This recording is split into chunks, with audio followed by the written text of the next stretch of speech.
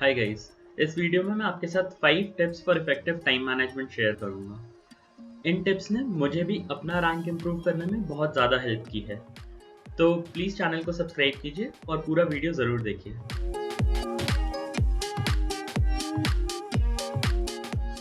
Hi guys, welcome to Y Academy. Let's get started without any delay. So tip number 1, always practice to a timer. Always practice to a timer. So we have often seen a lot of smart people succumb to the evil of time pressure. Time pressure के अंदर जो बहुत सारे smart बच्चे difficult problems पहले solve कर पा रहे थे, under a time pressure they are not able to solve it. Why is that? Because you don't have a habit of working under a time pressure. इसलिए I suggest get a wristwatch or get a clock, keep it beside you when you're practicing questions या फिर जब आप mock test solve कर रहे हैं. इससे भले ही आप टाइम ना देखें कब आपको किस चीज में कितना टाइम लग रहा है, बट आप सबकॉन्शियसली एक टाइम प्रेशर के अंडर काम करने की आदत डाल पाएंगे. And this is a very important habit to develop. So always practise with a timer beside you.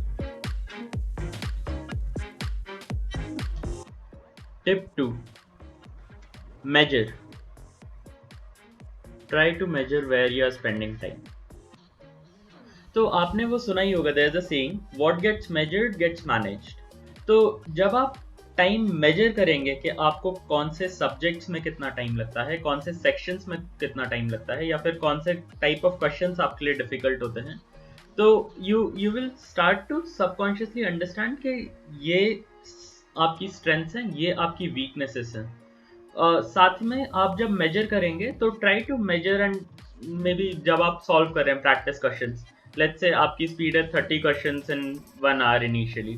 Now you also set goals for yourself कि नहीं, अब मैं ज़्यादा क्वेश्चन सॉल्व करूंगा in the same time period, like in 1 hour maybe I will try to solve 40 questions. इससे आप धीरे धीरे अपने आप की स्पीड इम्प्रूव कर पाएंगे, प्लस आप एक टाइम बाउंडेड रेंज में ज्यादा क्वेश्चन सॉल्व करने की आदत भी डाल पाएंगे. So this has been another very effective trick for me.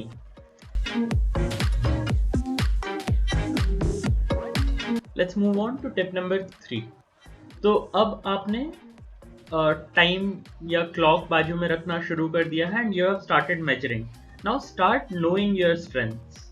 No your strengths. आप ऊपर मेजर करके और टाइमर क्लॉक अपने पास रख के आपने क्या किया, now you have started to recognize कि आपके कौन से सब्जेक्ट्स आपके स्ट्रॉन्गेस्ट हैं. जब आप एग्जाम में जाते हैं, लेट्स से आपके पास 3 घंटे हैं, 3 सब्जेक्ट सॉल्व करने हैं and equal number of questions हैं. अगर आप कोई डिफिकल्ट सब्जेक्ट से स्टार्ट करते हैं लेट्स से, तो आप उसमें काफी ज्यादा टाइम स्पेंड कर देंगे, plus because it was a difficult subject for you, आप कई सारे क्वेश्चन सॉल्व किए बिना आगे बढ़ गए. तो जैसे जैसे आप towards the end of the exam move करते हैं, आपके पास कम टाइम, ज्यादा क्वेश्चन बचते हैं, जिसके बाद आपके ऊपर टाइम प्रेशर बिल्ड होना और ज्यादा शुरू हो जाता है. तो इसलिए आप जब अपनी स्ट्रेंथ एक बार पहचान लेंगे, स्टार्ट विद द सब्जेक्ट्स और क्वेश्चंस और sections which you know the best.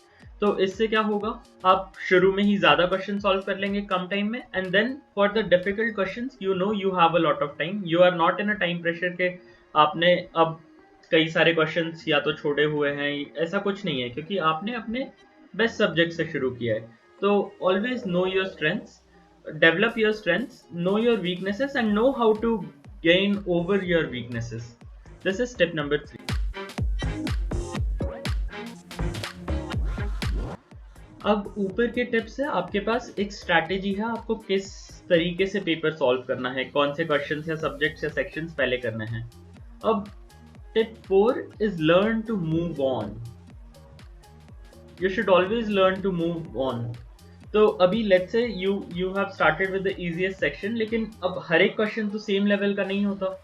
Plus आपको मोर और लेस हर क्वेश्चन सॉल्व करने का या तो इक्वल क्रेडिट मिलते हैं, या तो एक सेक्शन में सारे क्वेश्चंस के इक्वल क्रेडिट्स होते हैं. आपको डिफिकल्ट क्वेश्चन सॉल्व करके शो ऑफ करने की वजह से कोई ज्यादा मार्क्स नहीं मिलते. तो अगर कोई भी क्वेश्चन पे आप स्टक हैं, या तो आपने सॉल्व किया और आपका आंसर किसी भी ऑप्शन से मैच नहीं हो रहा, unless you are absolutely sure कि आपने कोई गलती की थी और आप उसको बहुत ही क्विकली रेक्टिफाई कर पाएंगे, don't don't get stuck on the question. Move on to the next question, and if the time permits at the end, come back and solve this question once again, or think over it what might have gone wrong. Moving on to tip number 5. This is also one of the more important tricks that I have learned the hard way. Always read the question carefully. Read carefully. अब आप जब paper solve कर रहे होते हैं तो आप एक तो एक्साइटेड होते हैं, प्लस आप नर्वस होते हैं और थोड़े पम्प्ड अप भी होते हैं. अब जब आप एक साथ नर्वस, एक्साइटेड, ये सारी फीलिंग्स होती हैं तो you tend to try to read the question, लेकिन कभी कभार आप स्किप करने लगते हैं क्वेश्चन को जल्दी जल्दी सॉल्व करने के चक्कर में. And then you come across, अरे ऐसा क्वेश्चन तो मैंने देखा है, और आप सॉल्व करना शुरू करते हैं विदाउट रीडिंग इट केयरफुली. ऐसे टाइम्स पे ऑफन क्या होता है कि you solve a question which was not even there on the exam. तो दिस मीन्स कि आपने सेम टाइम में एक ऐसा पेपर सॉल्व किया जिसमें एक ज्यादा क्वेश्चन था, लेकिन आपको उसके लिए कोई मार्क्स नहीं मिलने वाले. तो जब आप क्वेश्चंस केयरफुली रीड करेंगे, you will be one very confident while solving them. आपको लगेगा हाँ ये क्वेश्चन अब मैंने सही पढ़ा है, तो you will keep going on without having to come back to the question and reread it.